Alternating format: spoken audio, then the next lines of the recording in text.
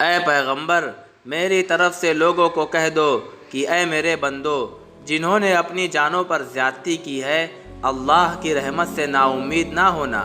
اللہ تو سب گناہوں کو بخش دیتا ہے، اور وہ تو بخشنے والا ہے، مہربان ہے۔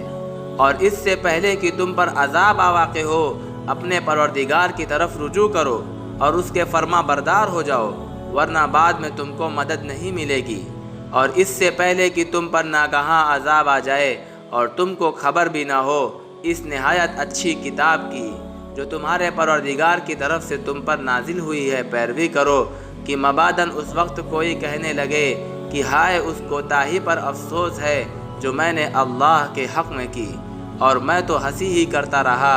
یا یہ کہنے لگے کہ اگر اللہ مجھ کو ہدایت دیتا تو میں بھی پرہیزگاروں میں ہوتا، یا جب عذاب دیکھ لے تو کہنے لگے کہ اگر مجھے پھر ایک مرتبہ دنیا میں جانا ہو تو میں نیکوکاروں میں ہو جاؤں۔